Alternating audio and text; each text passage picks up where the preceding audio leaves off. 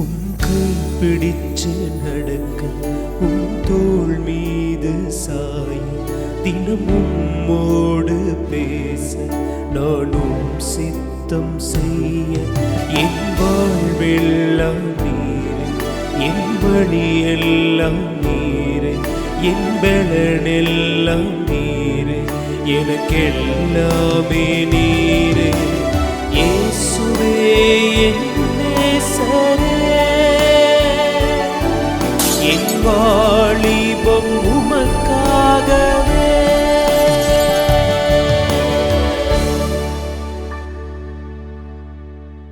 Hello friends, இன்றைக்கும் எங்களோட கூட சேர்ந்து நாம் உற்சாகமாக தேவனை உயர்த்தி நாம் ஆராதிப்போம். கர்த்தர் நம் வாழ்க்கையில் செய்த நன்மைகள் ஏராளம். அவர் நம்மளுடைய வாழ்க்கையின் நம்பிக்கையின் நங்கூரமாக அவர் இருக்கிறார். அமேன். அந்த தேவனை இந்த நேரத்தில் நாம் உயர்த்தி ஸ்தோத்தரித்து நாம் ஆராதிப்போம். ஆயிரம் நன்மைகளை நம்மளுக்கு செய்திருக்கிறார். எத்தனையோ விதமான பாதைகளில் நம்மளை நடத்திருக்கிறார். ஆனால் அவருடைய நன்மை நம்மளுடைய வாழ்க்கையில் ஒவ்வொரு நாளும் நன்மையும் கிருபையும் நம்மளை பின்தொடர்கிறதாக இருக்கிறது. ஜீவனுள்ள நாளெல்லாம் மரணத்தின் முடிவு பரியந்தம் நம்மை நடத்தி செல்கிற ஒரு தேவனாக இருக்கிறார். அப்படிப்பட்ட தேவனை நாம் உற்சாகமாக நாம் கைகளை தட்டி உயர்த்தி ஆராதிப்போமா?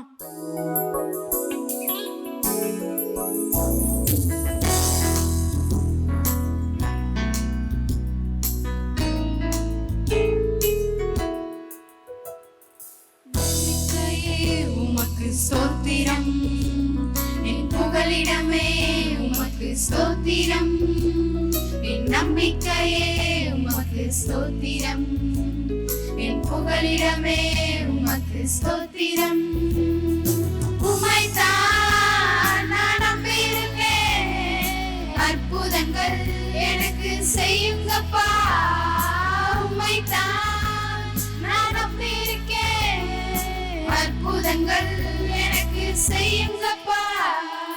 நம்பிக்கையே உமக்கு ஸ்தோத்திரம், என் புகலிடமே உமக்கு ஸ்தோத்திரம், நம்பிக்கையே உமக்கு ஸ்தோத்திரம், என் புகலிடமே உமக்கு ஸ்தோத்திரம். நூற்றுக்கு நூறு உம்மையே நான் நம்புவேன், அற்புதம் செய்திடுங்க, அதிசயம் நடத்திடுங்க. நூற்றுக்கு நூறு உம்மையே நான் நம்புவேன், அற்புதம் செய்திடுங்க, அதிசயம் நடத்திடுங்க. மனிதர்கள் முன்பாக தலை குனிந்து போகாமல் உதவி செய்திடுங்க, உயர்த்தி வச்சிடுங்க. மனிதர்கள் முன்பாக தலை குனிந்து போகாமல் உதவி செய்திடுங்க, உயர்த்தி வச்சிடுங்க. உம்மைத்தான் நான் நம்பியிருக்கேன், அற்புதங்கள் எனக்கு செய்யுங்கப்பா. உம்மைத்தான் நான் நம்பியிருக்கேன், அற்புதங்கள் எனக்கு செய்யுங்கப்பா. நம்பிக்கையே உமக்கு ஸ்தோத்திரம், என் புகலிடமே உமக்கு ஸ்தோத்திரம், என் நம்பிக்கையே உமக்கு ஸ்தோத்திரம், என் புகலிடமே உமக்கு ஸ்தோத்திரம்.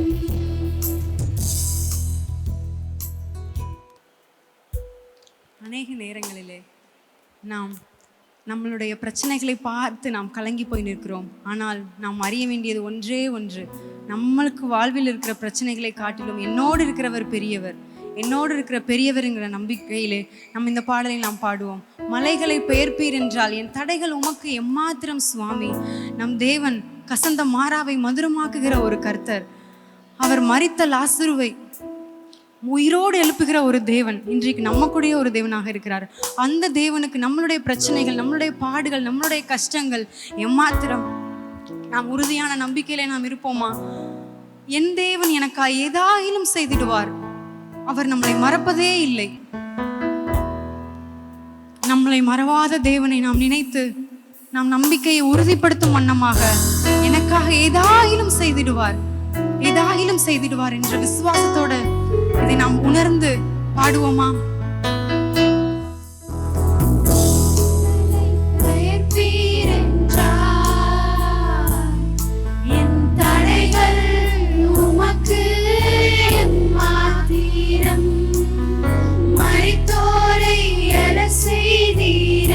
செய்தீரென்றார் என் நோய்கள்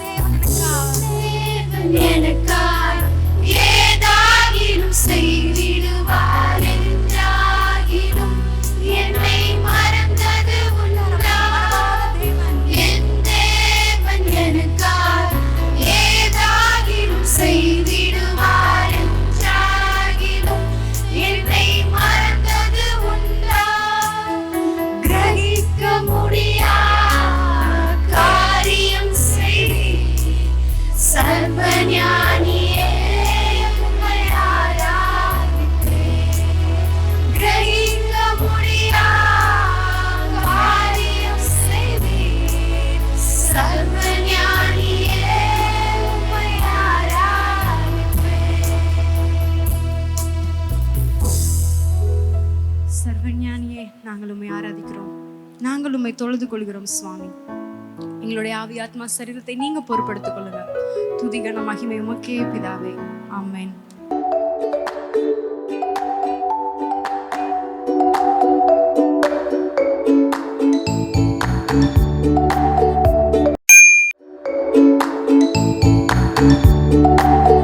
பிரைஸ் தி லார்ட். கர்த்தருடைய பரிசுத்த நாமத்துக்கு மகிமை உண்டாவதாக. இந்த கண்மணியை கேள் நிகழ்ச்சி மூலமா உங்க எல்லாரையும் சந்திக்கிறதுக்கு ஆண்டவர் கொடுத்த கிருபைக்காக நன்றி சொல்றேன். வாலிப பிள்ளைகளே, எல்லாரும் சந்தோஷமா இருக்கீங்களா? ஒவ்வொரு நாளும் நீங்க உங்க வாழ்க்கையை ஆண்டவர்கிட்ட அர்ப்பணிச்சு வாழுகிற வாழ்க்கை ரொம்ப ஆசீர்வாதமான வாழ்க்கையா இருக்கும். அதுவும் இந்த ப்ரோக்ராம் மூலமா ஆண்டவர் உங்களோட இந்த நாள்ல பேசுவாருன்றதை நான் விசுவாசிக்கிறேன். எல்லா யங் கேர்ள்ஸும் நல்லா உங்க காதுகள் எல்லாம் திறந்து வச்சுக்கோங்க. இன்னைக்கு ஒரு முக்கியமான ஒரு டாபிக் ஆண்டவர் உங்க கூட பேச போறாரு. ஸோ ரொம்ப ரொம்ப ஒரு ஃபேவரட்டான ஒரு பார்ட், ஒரு சிம்பிள்னா நம்ம என்ன சொல்லுவோம்னா ஹார்ட் அப்படின்ற ஒரு சிம்பிள் இந்த யங் ஏஜ்ல நமக்கு ரொம்ப ரொம்ப பிடிக்கும். இந்த நாள்லையும் நான் உங்களுக்கு ஹார்ட்டை பற்றி நான் சில விஷயம் சொல்ல போகிறேன். நான் மெடிக்கல் ஃபீல்டில் இருக்கிறனால எனக்கு தெரியும். Heart such an important organ நம்மளுடைய பாடியிலேயே.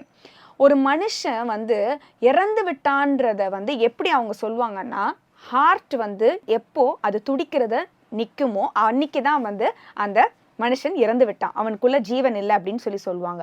உடல்ல மற்ற உறுப்புகள்லாம் செயலிழந்து போனாலோ, மூளை செயலிழந்து போனாலோ, மூளை செத்து போச்சுனாலுமே அந்த மனுஷன் உயிரோட தான் இருப்பாங்க. ஆனா என்னைக்கு அந்த ஹார்ட் பம்ப் பண்றத நின்றுச்சோ அன்னைக்கு அவங்க இறந்து விட்டாங்கன்னு சொல்லுவாங்க. So heart is such a vital organ. ரொம்ப ரொம்ப முக்கியமான ஒரு உறுப்பு ஆண்டவர் நம்மளுக்கு கொடுத்துருக்கிறது. சரியா? நான் இந்த மெசேஜ்குள்ள போறதுக்கு முன்னாடி ஹார்ட்டை பத்தி ஒரு சில ஃபேக்ட்ஸ் உங்களுக்கு சொல்றேன். ஒரு நாளைக்கு கிட்டத்தட்ட உங்க ஹார்ட் 1,00,000 தடவைக்கு மேல துடிக்குமா ஹார்ட் பீட். சரியா? அதே போல நம்மளுடைய ஹார்ட் தான் நம்ம எல்லா ஆர்கன்ஸுக்கும் பிளட்டை பம்ப் பண்ணி நம்மளுடைய மற்ற ஆர்கன்ஸ் எல்லாம் நம்ம உயிரோட வைக்கிறது. ஸோ அதே போல நம்மளுடைய ஃபேக்ட்ஸ் படி பார்க்கும்போது பெண்களுக்கு உடைய இதய துடிப்பு இன்னும் அதிகமா இருக்கும் ஆண்களை காட்டிலும். அதே போல பிறந்த குழந்தைகளுக்கு இதய துடிப்பு ரொம்ப அதிகமா இருக்கும். இதெல்லாம் நம்ம வச்சு பார்க்கும்போது நம்மளுடைய ஹார்ட் ரொம்ப ரொம்ப இம்பார்ட்டன்டான ஒரு ஆர்கன். ஸோ நம்ம ஹார்ட்டை பத்தி நம்ம பைபிள்ல நிறைய இடங்கள்ல ஆண்டவர் பேசுறாரு. இருதயத்தை பத்தி ரொம்ப பேசுறாரு. அதாவது தாவீதை ராஜாவா தேர்ந்தெடுக்க போகும்போது ஆண்டவர் சாமுவேல்கிட்ட சொல்றாரு, மனுஷன் முகத்தை பார்க்கிறான், தேவனோ இருதயத்தை பார்க்கிறாருன்னு பார்க்கறாங்க. ஸோ இருதயம்னு சொல்லும் போது பைபிள்ல நம்மளுக்கு நிறைய இடத்துல காட்டுறது என்னதுன்னா, நம்மளுடைய மனது உள்ளான நம்மளுடைய மோட்டிவ்ஸ், நம்மளுடைய திங்கிங், நம்மளுடைய மோட்டிவ்ஸ், அதுதான் நம்மளுடைய இருதயம்ன்றத ஒரு விஷயத்தை பத்தி சொல்றது. சரியா? ஸோ நம்ம உலகத்துல இருக்கிறோம், தெர் இஸ் லாஜிக்கல் திங்கிங். நம்மளுடைய மைண்ட், நம்ம படிக்கிறோம், நம்ம நிறைய விஷயத்த உலகத்துல கற்றுக்கொள்கிறோம். ஸோ இதெல்லாம் நம்மளுடைய பிரெயின் திங்க் பண்றது. பட் நம்ம ஹார்ட்ன்றது நம்மளுடைய மோட்டிவ்ஸ், நம்மளுடைய எண்ணங்கள், அதுதான் நம்மளுடைய ஹார்ட் சொல்லலாம். சோ நம்மளுடைய பைபிள்ல ஆக்சுவலா ஹார்ட் குறிச்சு 2 விதமான விஷயங்கள் நிறைய போட்டிருக்கு. பட் இன்னைக்கு நான் 2 விதமான இருதயம் இருக்கக்கூடாது அப்படின்றத பத்தி நான் பேச போறேன். ஃபர்ஸ்ட் நம்மளுடைய இருதயம் கேடுள்ள இருதயம் நம்மளுக்குள்ள இருக்கக்கூடாது. ஆனா எரேமியா 17வது அதிகாரம் 9வது வசனத்துல என்ன போட்டிருக்குன்னா, எல்லாவற்றை பார்க்கிலும் இருதயமே திருக்குள்ளதும் மகா கேடுள்ளதுமாய் இருக்கிறது, அதை அறியத்தக்கவன் யார்? ஸோ உன்னுடைய இருதயம் மகா கேடுள்ளதுன்னு பைபிள்ல போட்டிருக்கு. மற்ற வேர்ஷன்ஸ்லாம் பார்க்கும்போது டிசீட்ஃபுல் அப்படின்னு சொல்லிட்டு இங்கிலீஷ்ல போட்டிருக்கு. வஞ்சிக்க கூடியது இருதயம். நம்மளுடைய உலகத்துல என்ன சொல்லுவாங்க? ஃபாலோ யோர் ஹார்ட் அப்படின்னு சொல்லுவாங்க. ஃபாலோ யோர் ஹார்ட்னா உன் ஹார்ட் என்ன சொல்லுதோ அதுபடி நீ செய் அப்படின்னு சொல்லுவாங்க. பட் ஆனா பைபிள் என்ன போட்டிருக்கு? நம்மளுடைய இருதயம் எப்படி இருக்குதா? டிசீட்ஃபுல், மகா கேடுள்ளது. கேடுள்ளது மட்டும் இல்ல, மகா கேடுள்ளதுன்றத பத்தி போட்டிருக்கு. ஜீசஸ் இந்த உலகத்துல இருக்கும் போது மத்தேயு 15வது அதிகாரம் 19வது வசனத்துல சொல்றாரு இயேசு சுவாமி, எப்படி எனில் இருதயத்திலிருந்து என்னென்னலாம் வருது, நம்மளுடைய ஹார்ட், நம்மளுடைய மோட்டிவ்ஸ் எப்படிலாம் இருக்குது அப்படின்றத ஆண்டவர் சொல்றாருன்னா, பொல்லாத சிந்தனைகளும், அதாவது நம்மளுடைய தாட்ஸ், பொல்லாத சிந்தனைகள், மற்றவர்களை குறித்து தவறான எண்ணங்கள் வர்றது நம்ம ஹார்ட்ல இருந்து தான் வருது. அடுத்தது கொலை பாதகங்கள். அடுத்து என்ன சொல்றாரு? கொலை பாதகங்கள். ஸோ நம்ம நினைப்போம் கொலையினொன்னே நான் எங்க கொலை பண்றதுலாம் பெரிய பெரிய ஆட்கள் தான் கொலை பண்ணுவாங்க, நம்மலாம் அது அந்த கேட்டகரி கிடையாதுன்ட்டு. ஆனா இப்போ உள்ள வாலிப பெண் பிள்ளைகள் செய்யற 2 விதமான கொலைகள் என்னன்னா, ஒன்று திருமணத்துக்கு முன்பாக நிறைய தவறான உறவுகள்னால அவங்க பிரெக்னென்ட் ஆகி அபார்ஷன்ன்ற ஒரு கொலை, சிசு கொலை. நிறைய நான் வாலிப பெண் பிள்ளைகள் கிட்ட பேசும்போது கேள்விப்படுறேன். தவறான உறவுகள், இச்சையினால வந்து அவங்க இந்த மாதிரி தப்பு பண்ணி ப்ரெக்னென்ட் ஆயிடுறாங்க. அதுக்கப்புறம் வந்து அதை அபார்ஷன்ன்ற ஒரு சிசு கொலைகளை வந்து அவங்க செய்கிறாங்க. ஸோ அதுவும் ஒரு கொலை. இரண்டாவதாக இன்னொரு டைப் ஆஃப் கொலை என்னன்னா வந்து தற்கொலை. அதுவும் ஒரு கொலை தான். ஸோ நம்ம வந்து இப்போ ரொம்ப காமன் ஆயிடுச்சு, எக்ஸாமில் ஃபெயில் ஆயிட்டா தற்கொலை. உடனே பிசாசு வந்து இருதயத்துக்குள்ள நம்மளுக்கு தப்பான எண்ணங்களை உள்ள போடுவான். தற்கொலை பண்ணிக்கோ, நீ செத்துரு, நீ வந்து இங்க இருந்து தூக்கில் போட்டுக்கோ, இந்த மருந்து குடிச்சிரு அப்படின்னு சொல்லிட்டு தற்கொலையும் வந்து நம்மளை தூண்டுறது நம்ம இருதயத்திலிருந்து தான். அந்த கேடுள்ள இருதயத்திலிருந்து தான் வந்து இந்த எண்ணங்கள்லாம் வந்து வெளியே வருது. அதே போல அப்பா அம்மா திட்டினாங்கன்னா உடனே தற்கொலை செஞ்சிரு. இந்த மாதிரி கேடுள்ள விஷயங்கள் வந்து நம்மளுடைய இருதயத்துக்குள்ள இருந்து தான் வெளியே வருது, கெட்ட இருதயத்துக்குள்ள இருந்து. அடுத்தது விபச்சாரம். விபச்சாரம்ன்றது போது அதுவும் நம்ம யோசிப்போம், விபச்சாரம்லாம் நம்ம செய்யறது இல்லை, நம்ம ரொம்ப நல்லவங்க அப்படின்னு நம்ம நினைக்கிறோம். ஆனா புதிய பிரமாணத்தை படி பார்க்கும்போது ஏசப்பா என்ன சொல்றாரு, ஒரு ஆணை, அதாவது பைபிள்ல பெண்ணுன்னு போட்டிருக்கோம், ஆனா நம்ம வந்து கேர்ள்ஸ்ன்றனால நம்ம ஆணை தான் நம்ம எடுத்துக்கணும். ஒரு ஆணை இச்சையோட பார்க்கறதே விபச்சாரத்துக்கு சமம். சரியா? உன் கண்களினால வந்து நீ இச்சிக்கிறதே என்னது, விபச்சாரத்துக்கு சமம். நம்ம எல்லாம் காலேஜ் கேர்ள்ஸ் எல்லாம் வந்து என்ன செய்வீங்க, சேர்ந்து சும்மா ஒரு பையனை பார்த்து உங்களுடைய காலேஜ் டேர்ம்ஸ் படி பார்க்குறது பேசுவீங்க, என்ன பேசுவீங்க, சைட் அடிக்கிறதுன்னு சொல்லி பேசுவீங்க. ஸோ சைட்டுனா என்னது, ஒரு பையனை இச்சையோட பார்க்குறது. அந்த பையன் நல்லா இருக்கான், இந்த பையன் நல்லா இருக்கான், அவன் ஹேண்ட்ஸமாக இருக்கான், இவன் ஹேண்ட்ஸமாக இருக்கான்னு சொல்லிட்டு இச்சையோட சேர்ந்து பேசுறது. இல்லை நீயே வந்து ஒரு பையனை வந்து இச்சையோட பார்க்கறது தான் விபச்சாரம். ஸோ அதனால இந்த இருதயத்திலிருந்து தான் இந்த தவறான எண்ணங்கள், இந்த கேடுள்ள இருதயத்திலிருந்து தான் நம்மளுக்கு வருது. அடுத்து வந்து ஆண்டவர் சொல்றாரு திருட்டு. திருட்டுன்னு சொல்லும்போது ஒரு ஸ்பெசிஃபிக்கான ஒரு டைப் ஆஃப் திருட்டு வந்து நான் இன்னைக்கு சொல்லணும் விரும்புகிறேன். இந்த எக்ஸாமில் காப்பி பண்ணுறது. ஸோ நம்ம நினைப்போம் வந்து எல்லாருமே பண்ணுறது தானே, காப்பி அடிக்கிறதுலாம் ஒன்றும் தப்பு கிடையாது. ஸோ உனக்கு தெரிஞ்சதை நீ எழுதுறது தான் வந்து உண்மையாக இருக்கிறது. மற்றவர்களுடைய ஆன்சர்ஸை எடுத்து நீ எழுதுறது இட்ஸ் ஈக்குவல் டு திருட்டு தான். ஸோ அதனால் நீ வந்து இந்த இருதயத்திலிருந்து தான் இந்த தவறான, இந்த கெட்ட இருதயம், கேடுள்ள இருதயத்திலிருந்து தான் இந்த தப்பான விஷயங்கள்லாம் வருது.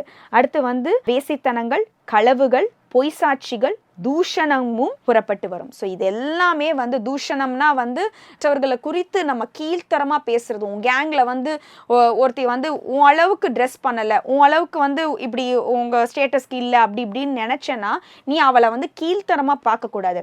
இல்லை உன் அளவுக்கு படிக்க மாட்டா, மற்ற விஷயங்களில் வந்து சக்ஸஸ்ஃபுல்லாக இல்லைன்னா வந்து நீ அவளை கீழ்த்தனமாக பேசக்கூடாது, மற்ற ஃப்ரெண்ட்ஸோடு சேர்ந்து தூஷணமாக பேசக்கூடாது.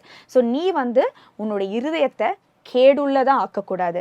ஸோ அதனால் எப்படி உனக்கு தெரியும் உன் இருதயம் கேடுள்ளதா இருக்குதா இல்லை வந்து நல்ல இருதயம் உனக்குள்ளே இருக்குதான்றத ஒரு சின்ன ஒரு எக்ஸாம்பிள் தரேன். 2 ஸ்பாஞ்சஸ் எடுத்துக்கோ. ஸ்பாஞ்சுனா நம்மளுடைய அந்த பாத்திரம் கழுவுற அந்த ஸ்பாஞ்ச் இருக்கும்ல, அந்த 2 ஸ்பாஞ்ச் எடுத்துக்கோ.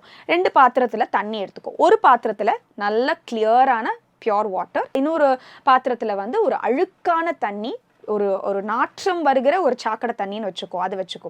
ஸோ 2 ஸ்பாஞ்சும் நீ வந்து அந்த தண்ணிக்குள்ளே டிப் பண்ணி மூழ்கி எடுக்கும்போது பார்க்கும்போது 2 ஸ்பாஞ்சும் ஒரே மாதிரி நல்லா இருக்கும்.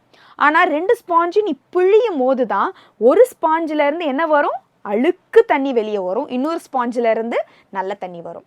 ஸோ அதே போல தான் நம்ம இருதயத்துக்குள்ளே இருக்கிறது வந்து சில நேரங்களில் நம்ம நெருக்கத்தில் வரும்போது ஒரு டெஸ்ட், காட் நம்மளுக்கு ஒரு டெஸ்ட் கொடுப்பார். அந்த நேரத்தில் தான் என்னென்னலாம் வெளியே வருது, விபச்சாரம், வேசித்தரம், களவு, பொய் சாட்சிகள், தூஷணங்கள், இது வெளியே வருதா அப்படின்றத உன்னுடைய இருதயத்துடைய மோட்டிவ்ஸ் படி நம்மளுக்கு தெரிய வரும். ஸோ அடுத்ததாக நம்மளுடைய இருதயம் சில நேரங்களில் கடினமாக இருக்கும். சரியா?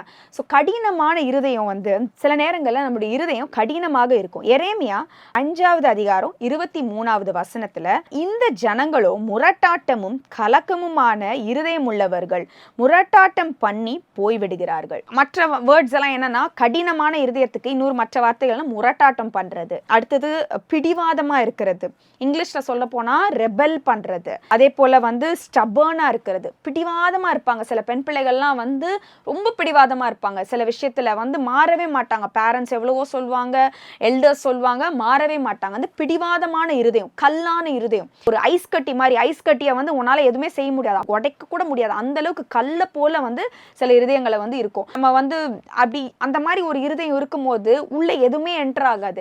நீ ஒரு எக்ஸாம்பிள் எடுத்துக்கோ, ஒரு செடி வளர்க்கணும், ஒரு விதை போடணும்னு நினைக்கிற, அந்த மண்ணு வந்து கல்லு மாதிரி இருந்துச்சுன்னா உன்னால விதையை உள்ள போட முடியுமா?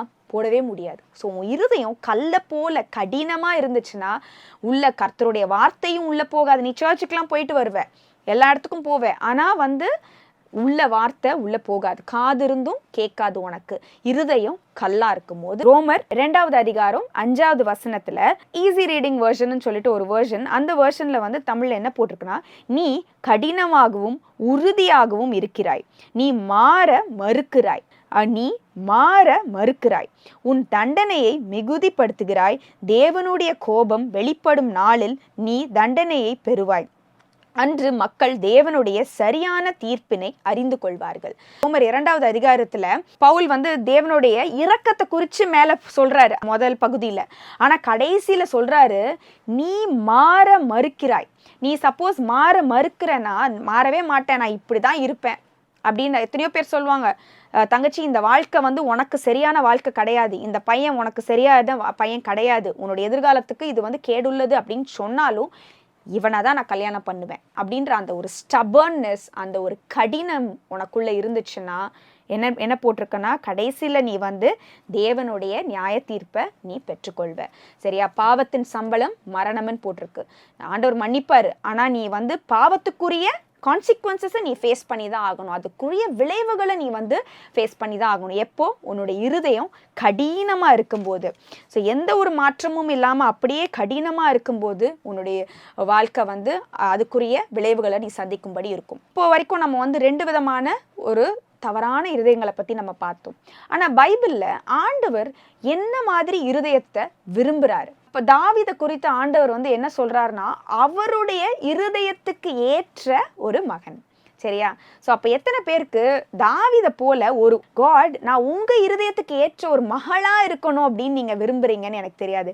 இந்த நாளில் நான் ஒரு சில விஷயங்களை சொல்லி முடிக்கிறேன். எப்படி இருந்தால் உன் ஹார்ட் எப்படி இருந்தால் ஜீசஸ்க்கு பிடிக்கும் அப்படின்றத நான் உங்களுக்கு சொல்கிறேன். ஸோ ஃபஸ்ட்டு வந்து God expects pure heart, சுத்தமுள்ள இருதயம். சரியா? சுத்தமுள்ள இருதயம். பைபிளில் வந்து ஆண்டவர் வந்து மத்தேயு 5வது அதிகாரம் 8வது வசனத்தில் சொல்கிறாரு, இருதயத்தில் சுத்தமுள்ளவர்கள் பாக்கியவான்கள், அவர்கள் தேவனை தரிசிப்பார்கள். ஸோ ஆண்டவரோட நீ இன்னும் க்ளோஸாக ஆகணும், கிட்ட நெருங்கணும்னா இருதயத்தில் உனக்கு சுத்தமாக இருக்கணும். சரியா? பழைய ஏற்பாடுபடி பார்க்கும்போது நம்ம அந்த ஆசாரியர்கள்லாம் ஒவ்வொரு தடவையும் ஆண்டவர்கிட்ட நெருங்கும் போது என்ன செய்வாங்க? அவங்கள பரிசுத்தப்படுத்திப்பாங்க. ஸோ அதே போல் பரிசுத்தம் இல்லாமல் தேவனை தரிசிக்க முடியாது. ஸோ இருதயத்தில் சுத்தம் உள்ளவர்கள் என்ன செய்வார்களாம்? தேவனை தரிசிப்பார்கள். அதனால தான் தாவீது சங்கீதம் 51வது அதிகாரம் 10வது வசனத்துல என்ன சொல்றாருன்னா, தேவனே சுத்த இருதயத்தில் என்னில் சிருஷ்டியும், நிலைவரமான ஆவியை என் உள்ளத்தில் புதுப்பியும். சுத்த இருதயத்தில் என்னில் சிருஷ்டியும் சொல்றாரு. தாவீது வந்து இந்த 51வது அதிகாரத்தை எழுதும் போது அது ஆக்சுவலா ஒரு பெரிய பாவம் செஞ்சுட்டு அந்த அதிகாரத்தை எழுதியிருப்பாரு. பத்ஷிபான்ற ஒரு பெண்ணோட தவறு செஞ்சுட்டு இந்த அதிகாரத்தை எழுதியிருப்பாரு. அப்போ அவர் கேட்கிறாரு ஆண்டவர்கிட்ட, எனக்குள்ள அசுத்தம் இருக்குது ஏசப்பா, ஆண்டவரே எனக்குள்ள அசுத்தம் இருக்குது, அசுத்தமான எண்ணங்கள், என் இருதயம் கடினமா இருக்குது, என் இருதயம் கேடுள்ளதா இருக்குது, என்ன நீங்க மாத்துங்க, எனக்குள்ள சுத்தமான ஒரு இருதயத்தை எனக்குள்ள தாங்கன்ட்டு தாவீது வந்து கேட்குறாரு. இப்போ எப்படி நம்ம வந்து இந்த சுத்தமான இருதயத்தை நம்ம ஆண்டவர்கிட்ட இருந்து பெற்றுக்கொள்ளணும்னா, முதலாவதாக நம்ம காத்து கொள்ளணும். சரியா? ஸோ காத்துக்கொள்ளணும்னா என்னன்னா, ஒரு சிம்பிளாக சொல்கிறேன். உனக்கு ஒரு மொபைல் ஃபோன் இருக்குது. அந்த மொபைல் ஃபோனுக்கு நீ என்ன செய்வ? புதுசாக ஒரு ஃபோன் வாங்குறேன்னா என்ன செய்வ? ஃபஸ்ட்டு ஸ்க்ரீன் கார்டு போடுவேன். அதுக்கடுத்து என்ன செய்வ? பின்னாடி ஒரு கேஸ் போடுவேன். சில பேர்லாம் அதை மூடுற மாதிரியும் வந்து கவர் போடுவாங்க. ஸோ இவ்வளோ ஒரு ப்ரொடெக்ஷன், ஒரு 10,000 rupees மதிப்புள்ள 10,000 ரூபாய் மதிப்புள்ள ஒரு ஃபோனுக்கு நம்ம இவ்வளோ பாதுகாத்து வைக்கிறோம்னா, நம்ம விலையேற பெற்ற நம்ம இருதயத்தை நம்ம எவ்வளோ பாதுகாத்து வைக்கணும். ஸோ அதனால தான் தாவீது என்ன சொல்றாரு, சங்கீதம் 119 9-11 பார்க்கும்போது சொல்றாரு, வாலிபன் தன் வழியை எதனால் சுத்தம் பண்ணுவான்? உமது வசனத்தின்படி தன்னை காத்து கொள்கிறதுனாலே தானே. ஸோ வசனம் தான் நம்மளுக்கு என்னதான்? Screen card. சரியா? ஸோ நம்மளுக்கு ஒரு டெம்டேஷன் வரும்போது, நம்ம வந்து அசுத்தத்துக்குள்ளே போகும்போது வசனம் ஆண்டவர் ஞாபகப்படுத்துவார், இந்த வழியில் நடக்கக்கூடாது அப்படின்னு சொல்லிட்டு ஆண்டவர் வந்து நம்மளுக்குள்ள ஆவியானவர் ஞாபகப்படுத்துவார். ஸோ அதனால் வசனத்தின்படி நம்மளை காத்து கொள்ளணும். இந்த நீதிமொழிகள் 4வது அதிகாரம் 23வது வசனத்தில் என்ன போட்டிருக்குன்னா, எல்லா காவலும் ஓடும் உன் இருதயத்தை காத்துக்கொள். So just protect your heart. அதுதான் வந்து பரிசுத்தத்துக்கு முதல் வழி. இரண்டாவதாக நீ என்ன செய்யணும்னா, உன் இருதயத்தை ரெகுலர் பேசிஸில் டெய்லி நீ வந்து ஆராய்ஞ்சு கொள்ளணும். சரியா? சங்கீதம் 139:23 வசனத்தில் தாவீது சொல்றாரு, தேவனே என்னை ஆராய்ந்து என் இருதயத்தை அறிந்து கொள்ளும், என்னை சோதித்து என் சிந்தனைகளை அறிந்து கொள்ளும். ஸோ என்னை ஆராய்ந்து, இங்கிலீஷ்ல என்ன போட்டுனா எக்ஸாமின் மீ, ஆர் இன்னொரு வெர்ஷன்ல இன்வெஸ்டிகேட் மீ. ஸோ ஒவ்வொரு நாளும் ஆண்டவர் வந்து நம்மளுடைய இருதயத்தை வந்து ஆராய்ஞ்சிப்பார். நம்ம அம்மாக்கள் பாட்டிக்கள்லாம் ஒரு முறம் வச்சிருப்பாங்க. அந்த முறத்தில் வந்து கோதுமையோ அரிசியோ வந்து போட்டு இப்படி புடச்சிக்கிட்டே இருப்பாங்க. அதில் ஏதாவது ஒரு கருப்பு, ஏதாவது வண்டு ஏதாவது இருந்துச்சுன்னா எடுத்து வெளியே போட்டுப்பாங்க. எப்பயுமே இப்படி ஆராய்ஞ்சிக்கிட்டே இருப்பாங்க. அதே போல தான் ஆண்டவர் வந்து நம்ம இருதயத்தை ஆராய்ஞ்சிக்கிட்டு இருக்கிறாரு. ஏதாவது தவறான விஷயங்கள், அழுக்குள்ள விஷயங்கள், கேடுள்ள விஷயங்கள், பொறாமைகள், களவுகள் ஏதாவது ஒன்று இருதயத்துக்குள்ளே இருக்கா, எடுத்து போட்டுருவார் ஆண்டவர். ஸோ அப்போ ஒவ்வொரு நாளும் ஆண்டவரே என்னை ஆராய்ந்து கொள்ளும், என்னை ஆராய்ந்து கொள்ளும்னு ஆண்டவர்கிட்ட நம்ம கேட்கணும். ஸோ ஃபஸ்ட்டு வந்து சுத்த இருதயத்தை ஆண்டவருக்கு எதிர்பார்க்குறாரு. இரண்டாவதாக ஆண்டவர் வந்து உன் இருதயத்துக்குள்ளே ஒரு சமாதானம் இருக்கணும். சமாதானம் இருக்கும்போது தான் நான் உனக்கு வந்து தெளிவாக யோசிக்க முடியும். பெண்கள் எப்பயுமே வந்து யங் கேர்ள்ஸ் எப்பயுமே வந்து தெளிவு இருக்காது மைண்டில். அதுவும் வாலிப பெண் பிள்ளைகள்லாம் இப்போ இந்த காலத்தில் நான் பார்க்கும்போது மைண்டில் ஒரு தெளிவு இல்லை, இருதயத்தில் ஒரு தெளிவு இல்லை. எப்பயுமே இருதயம் வந்து கலக்கமாகவே இருக்குது, பீஸே இல்லாத ஒரு நிலைமை. அடுத்து என்ன பண்ணணும், இது என்ன பண்ணணும், அது என்ன பண்ணணும்னு சொல்லிட்டு ரொம்ப ஒரு கலக்கமாக இருப்பாங்க. அதாவது எஸ்பெஷலி அந்த 12th முடிச்சு அவங்க வந்து அடுத்த ஸ்டேஜ்குள்ளே போகும்போது, அவள் இந்த குரூப் எடுத்திருக்கா, அவள் இந்த காலேஜில் ஜாயின் பண்ணியிருக்கா, நான் என்ன பண்ணுறது, இவ அங்கே போகிறா அப்படின்னு சொல்லிட்டு நம்மளுக்கு ரொம்ப கன்ஃபியூஷன்ஸ் அண்ட் குழப்பங்கள் வந்து இருக்குது. ஆனால் ஆண்டவர் என்ன சொல்றாருன்னா, இந்த நாள்லையும் உனக்குள் ஒரு சமாதானத்தை ஆண்டவர் வந்து வைக்கிறாரு. பிலிப்பியர் 4:6-7 நம்ம என்ன பார்க்குறோம்னா, நீங்கள் ஒன்றுக்கும் கவலைப்படாமல் எல்லாவற்றை குறித்தும் உங்கள் விண்ணப்பங்களை தோத்திரத்தோடே கூடிய ஜெபத்தினாலும் வேண்டுதலினாலும் தேவனுக்கு தெரியப்படுத்துங்கள். அப்பொழுது எல்லா புத்திக்கும் மேலான தேவ சமாதானம் உங்கள் இருதயங்களை கிறிஸ்து இயேசுவுக்குள் காத்துக்கொள்வதாக. சரியா? ஸோ அப்போ உங்கள் இருதயத்துக்குள்ள ஏசப்பாவுடைய சமாதானம் இருக்கணும். அப்போ நீ என்ன செய்யணும்னா, ஃபஸ்ட்டு நீ என்ன பண்ணணும்னா ஜெபிக்கணும். சரியா? ஸோ ப்ரேயர் பண்ணும்போது உன்னுடைய ஆங்ஸைட்டினா பதட்டம், ஐயோ என்ன நடக்குமோன்ற பதட்டம். இன்னொன்று வந்து நிறைய பிள்ளைகள் வந்து பொறாமைகளுக்குள்ளேயும் வந்து நிறைய மாட்டிக்கிறாங்க. பியூர் ப்ரெஷர்னால அவள் ஒருத்தி வந்து லைஃப்பில் வந்து முன்னேறிட்டு போயிட்டு இருந்தானா, அவளுக்கு வேலை கிடைச்சிருச்சு, எனக்கு இன்னும் வேலை கிடைக்கல, அவளுக்கு திருமணம் ஆயிடுச்சு, எனக்கு இன்னும் திருமணம் ஆகலை.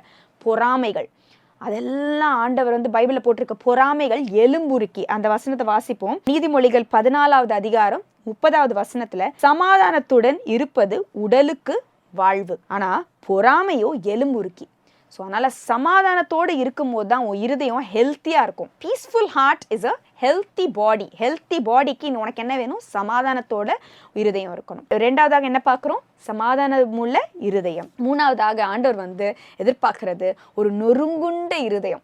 நொறுங்குண்ட இருதயம்னா என்னன்னா, சங்கீதம் 51:17 வசனத்துல, தேவனுக்கேற்கும் பலிகள் நொறுங்குண்ட ஆவிதானே, தேவனே நொறுங்குண்டதும் நறுங்குண்டதுமான இருதயத்தை நீர் புறக்கணீர். அ புரோக்கன் ஹார்ட், அதாவது உடைஞ்ச உள்ளத்தை ஆண்டவர் வந்து எதிர்பார்க்கிறார். உடைஞ்ச உள்ளம்னா பாவத்தில் வந்து நீ இருக்கிறன்னா, ஆண்டவருக்கு முன்பாக நீ உன் இருதயத்தை உடைச்சு, எப்படி வந்து அந்த மகதலேனா மரியாள் வந்து ஆண்டவருடைய பாதத்தில் அவளுடைய இருதயத்தை உடைச்சா, அவள் அவ்வளோ பாவம் பண்ணியிருக்கா, ஆனால் அவள் இருதயத்தை உடைச்சு அழுது ஆண்டவர்கிட்ட மன்னிப்பு கேட்டா. ஸோ அந்த உடைஞ்ச உள்ளத்தை ஆண்டவர் வந்து புறக்கணிக்க மாட்டார். அதான் பைபிளில் போட்டிருக்கு. ஸோ மூணாவதாக, you need to have a broken heart. நொறுங்குண்ட இருதயத்தை ஆண்டவர் வந்து எதிர்பார்க்கிறார். உனக்குள்ள கடினமாக இருக்கக்கூடாது. உன் இருதயம் உடைப்பார். சில நேரங்களில் உன் இருதயம் கடினமாக ஆயிடுச்சுன்னா ஒழுங்காக நீயே உடைச்சிரு, இல்லைன்னா ஆண்டவர் உடைப்பார். ஆண்டவர் உடைச்சாருன்னா கொஞ்சம் கஷ்டமாக தான் இருக்கும். அதுக்கு முன்னாடியே நீ வந்து உன் இருதயத்தை உடைச்சிரு ஆண்டவர்கிட்ட. நான்காவதாக, தேவனை விசுவாசிக்கும் ஒரு இருதயம். ட்ரஸ்டிங், அவர் மேலே ஒரு விசுவாசம். நீதிமொழிகள் 3:5 சொல்லுது, உன் சுயபுத்தியின் மேல் சாயாமல் உன் முழு இருதயத்தோடும் தேவன் மேல் நம்பிக்கையாயிரு. சரியா? அப்போ முழு இருதயத்தோட ஃபுல் ஹார்ட்டோட ஜீசஸ் மேலே ட்ரஸ்ட் பண்ணணும். எந்த ஒரு டவுட்ஸும் இருக்கக்கூடாது. உங்கள் ஃப்யூச்சரை குறித்து என்ன நடக்குமோ, இப்படி ஆகுமோ, அப்படி ஆகுமோன்னு சொல்லிட்டு லாஜிக்கலாக எந்த ஒரு டவுட்ஸும் இல்லாமல் முழு இருதயத்தோட ஆண்டவர் மேலே நீ விசுவாசிக்கணும். எரேமியா 29:11 எல்லாருக்கும் தெரிஞ்சது. அது என்னன்னா, நீ எதிர்பார்த்திருக்கும் முடிவை உனக்கு கொடுக்கும்படி நான் உங்கள் பேரில் நினைத்திருக்கிற நினைவுகளை அறிவேன் என்று கர்த்தர் சொல்கிறார். அவைகள் தீமைக்கல்ல, சமாதானத்துக்கு ஏதுவான நினைவுகளே. ஸோ அதனால் ஆண்டவர் உன்னை குறித்து நிறைய திட்டங்கள் வச்சுருக்கிறாரு. சமாதானத்துக்கு ஏதுவான முடிவுகள் தான் ஆண்டவர் உன்னை குறித்து வச்சுருக்கிறாரு. ஸோ அதனால் நீ ஆண்டவர் மேலே விசுவாசிக்கிற ஒரு இருதயம், முழு இருதயத்தோடு ஆண்டவரை விசுவாசிக்கணும். நம்மளுடைய வாய் வார்த்தைகள் மேலே மட்டும் இல்லாமல் முழு இருதயத்தோட நம்ம அவரை நம்பணும். அடுத்ததாக கடைசியாக தேவனை நேசிக்கும் ஒரு இருதயம் ரொம்ப ரொம்ப முக்கியம். இந்த உலகத்தில் வேற எல்லாத்தையும் காட்டிலும், நீ சக்ஸஸ்ஃபுல்லாக இருக்கிறத காட்டிலும் தேவனை நேசிக்கிற ஒரு இருதயம் உனக்குள்ள இருக்கணும். மத்தேயு 22:37 என்ன போட்டிருக்குன்னா, ஒருத்தர் கேட்கிறாரு ஏசப்பா கிட்ட, முக்கியமான கட்டளை என்ன அப்படின்னு கேட்கிறாரு. ஏசு அவனை நோக்கி, உன் தேவனாகிய கர்த்தரிடத்தில் உன் முழு இருதயத்தோடும் உன் முழு ஆத்மாவோடும் உன் முழு மனதோடும் அன்பு கூறுவாயாக. ஸோ ஏசப்பாவை நேசிக்கணும், அன்பு கூறணும், முழு இருதயத்தோட நம்ம அன்பு கூறணும். வாய் வார்த்தையினால மட்டும் இல்லாம நம்ம முழு இருதயத்தோட அன்பு கூறணும். அதுதான் ரொம்ப முக்கியம். ஏசாயா 29:13 போட்டிருக்கு, இஸ்ரவேல் ஜனங்களை குறித்து ஆண்டவர் சொல்றாரு, இருதயம் எங்கேயோ தூரத்துல இருக்கு, ஆனா வாய் வார்த்தையில மட்டும் அவங்க வர்ஷிப் பண்றாங்க.